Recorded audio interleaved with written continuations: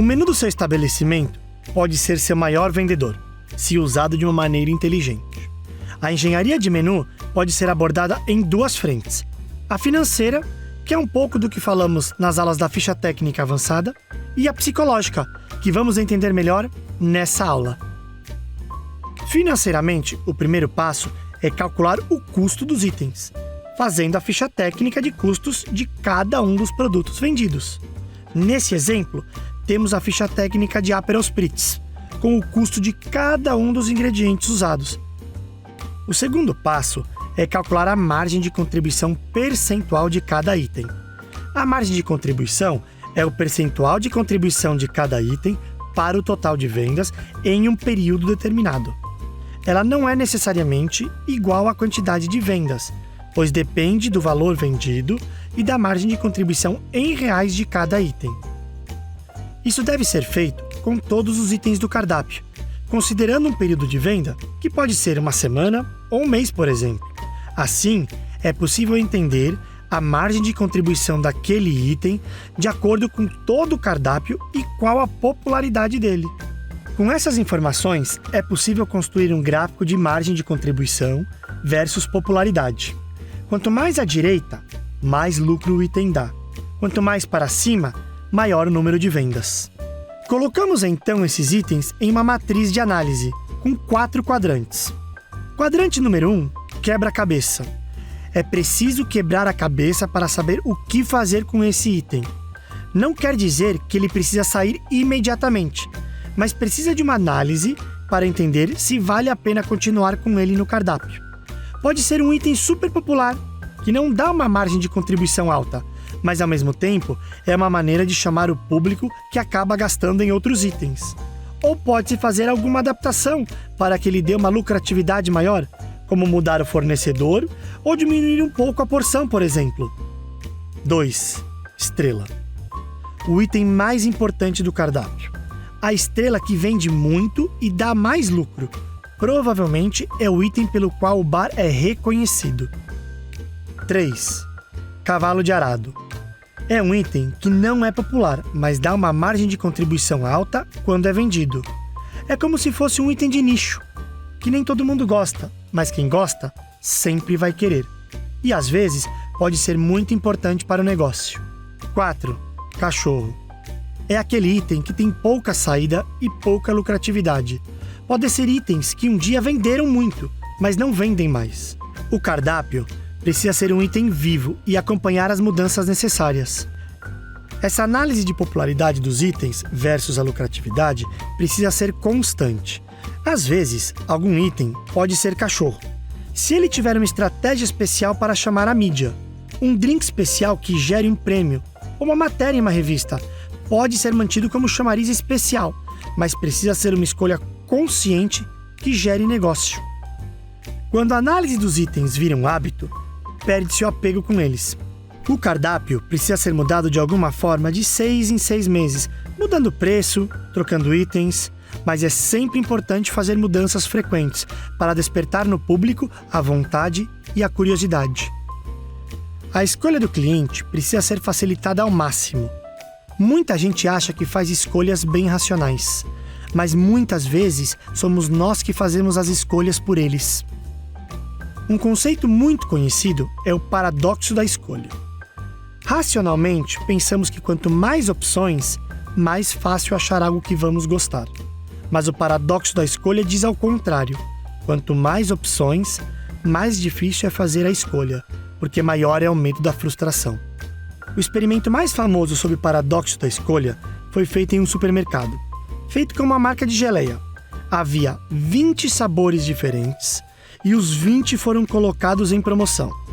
No mesmo supermercado, em outra semana, foram colocados só 2 sabores de geleia em promoção.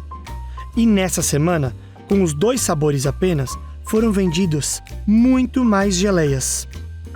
Outro fator que pode dificultar a escolha é o bar ter vários coquetéis autorais com ingredientes que as pessoas não conhecem. Elas acabam pedindo uma caipirinha ou uma cerveja, que é um terreno mais conhecido. Um fator muito importante no cardápio é o formato dele, tanto geométrico quanto no tamanho. Algo bem comum é o chamado cardápio Bíblia. Ele é prático porque pode só trocar as folhas, mas um cardápio muito grande cansa as pessoas. Existem estudos que dizem que as pessoas passam de 1 a 2 minutos, em média, com o cardápio na mão.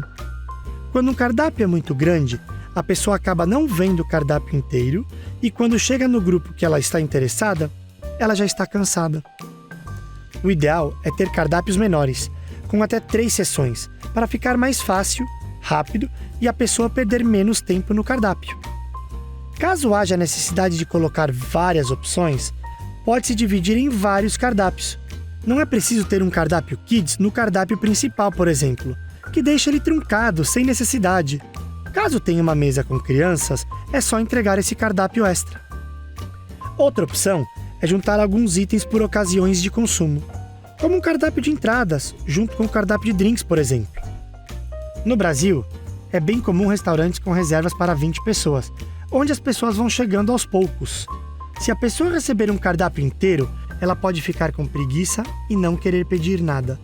Mas com o cardápio só de aperitivos, ela pode se sentir estimulada a consumir. Há um espaço no cardápio que é chamado de Triângulo de Ouro. Varia do Ocidente para o Oriente, pela direção da leitura. Mas de forma geral, todo cardápio tem um Triângulo de Ouro, que é a parte mais importante de um cardápio. Quando for de 3 colunas, é a coluna do meio e o primeiro item das 2 outras colunas. Quando é um cardápio com 2 colunas, a área quente é o canto superior esquerdo e o canto inferior direito. Os itens que dão mais lucratividade devem ser colocados nessas áreas. Outro fator da engenharia do menu é o posicionamento do preço. Cifrão, preços tabulados, preços com centavos, linha pontilhada, não coloque nada disso. Quando se coloca o pontilhado, o olhar da pessoa é guiado diretamente para o preço, sem nem antes ver os detalhes do item. Pelo mesmo motivo, não se coloca o cifrão e os centavos, porque a pessoa é lembrada que aquilo é dinheiro e ninguém quer se livrar do dinheiro. Também não se tabula tudo na mesma coluna, para evitar que a pessoa escolha pelo preço. O consumidor vai esquecer a descrição dos itens e vai direto olhar o valor. O melhor é colocar o preço junto à descrição, que deixa mais difícil de comparar. O objetivo do posicionamento do preço é fazer o consumidor focar total no item que ele está escolhendo e esquecer que aquilo é dinheiro. Para as descrições, o ideal é usar descrições evocativas, que despertem a vontade de consumir aquilo. Usar detalhes e informações atrativas dos itens que provoquem o desejo do consumidor. Descrever o item não é só falar os ingredientes, mas também é importante despertar o desejo, principalmente quando falamos de coquetéis. É preciso achar um equilíbrio. Dê uma descrição detalhada, mas que dê clareza sobre o item, com as informações básicas para que a pessoa consiga escolher o coquetel. Se é muito alcoólico ou pouco alcoólico, se é doce, amargo, cítrico, se é complexo ou leve. Fotos e imagens precisam ser usadas com parcimônia. Primeiro, a foto precisa estar em uma excelente qualidade e precisa ter um motivo para estar ali. Por exemplo, precisa colocar uma foto de uma batata frita em um cardápio? Ou de uma garrafa de água? Se tiver muitas fotos que não tem necessidade, as informações dos outros itens podem ficar espremidos. A foto precisa ter um link direto com o item do cardápio, para esclarecer para o consumidor qual deles é, como nesse exemplo, com uma foto bem produzida e direcionada ao prato. Facilmente se sabe qual foto está falando e de qual item. Com a estratégia certa, as fotos podem ser bem utilizadas. A conclusão é: criar um cardápio não é apenas listar os itens com os preços. O cardápio é uma ferramenta de venda, não só com as escolhas de quais produtos serão colocados, mas também do layout que vai ser utilizado.